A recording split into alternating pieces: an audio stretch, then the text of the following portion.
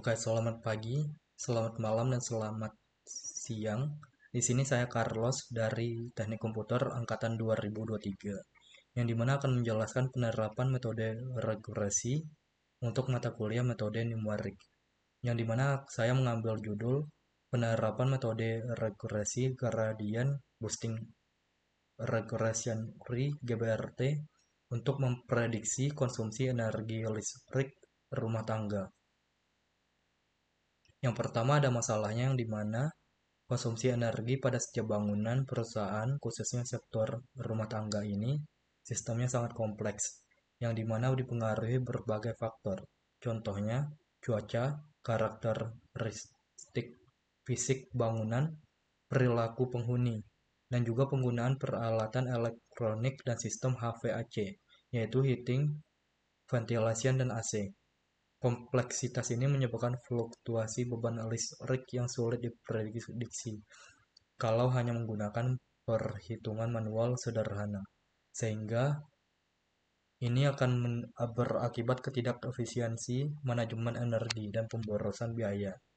Tujuannya penerapan ada tiga, yaitu mempelajari pola hubungan non-linear antara variabel input seperti jam, suhu, dan aktivitas penghuni dengan total konsumsi energi.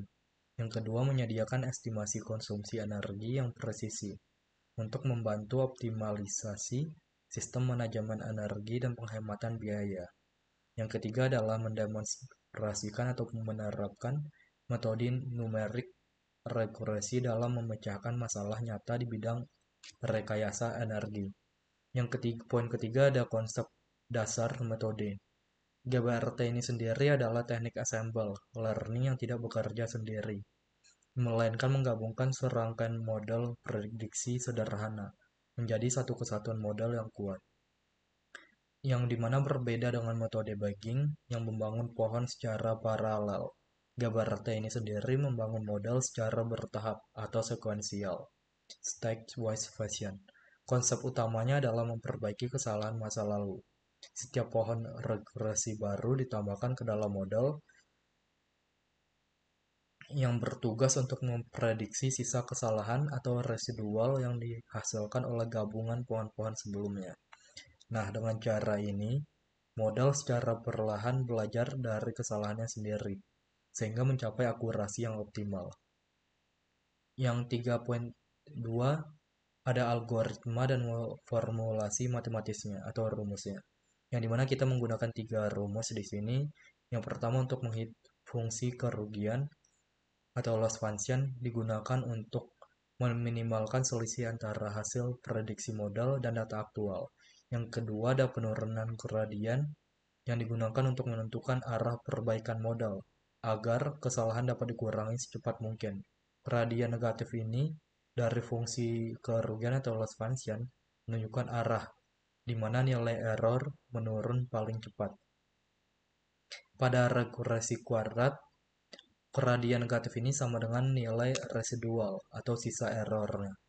Residual inilah yang digunakan untuk sebagai target pembelajaran pada tahap berikutnya.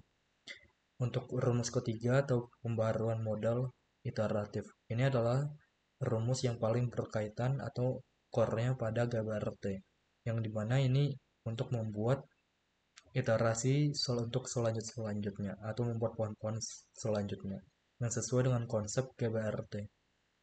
Nah,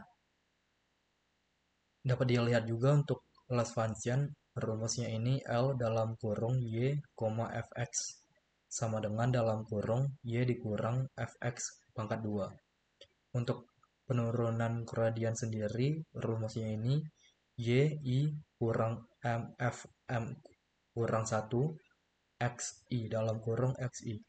Yang untuk ketiga atau model update digunakan fmx sama dengan fm kurang 1 dalam kurung x tambah rho m pangkat h dalam kurung x am. Yang dimana fmx itu sendiri adalah model prediksi pada tahap km atau iterasi km.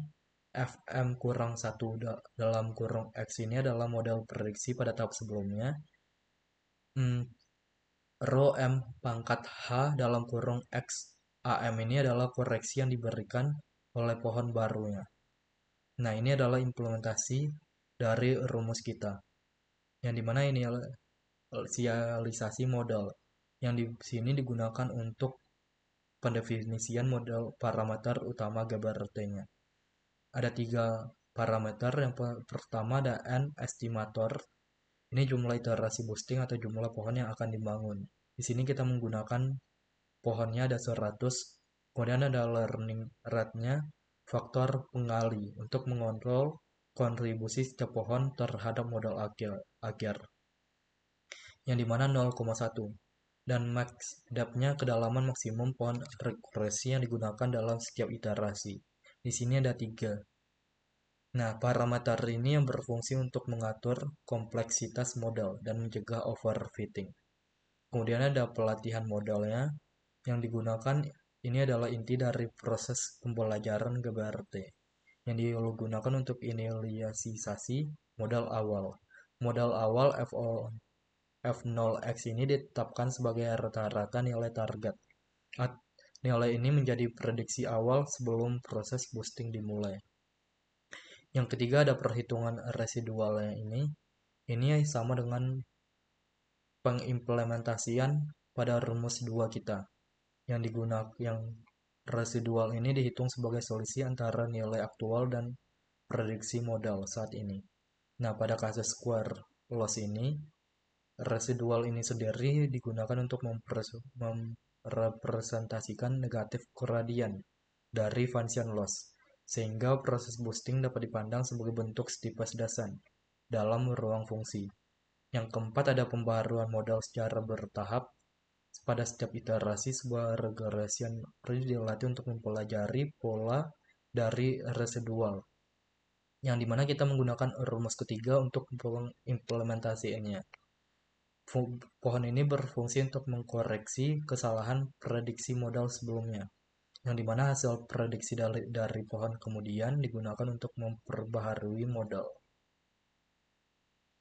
Nah, kemudian ada proses prediksinya ini. Pada tahap prediksi, nilai awal modal digunakan kembali sebagai basisnya. Kemudian, untuk 100 pohon yang telah kita latih dijumlahkan secara berurutan. Kalau kita udah dapat hasilnya, itu merupakan akumulasi kontribusi setiap pohon yang telah diskalakan oleh learning rate sesuai dengan prinsip boostingnya. Di sini adalah hasil implementasinya. Dapat dilihat garis biru ini adalah metode kita atau prediksinya. Garis merah adalah original. Dapat dilihat bahwa prediksinya sudah cukup bagus, yang hampir sama dengan hasil data aktualnya. Di sini referensinya saya mengambil dari jurnal,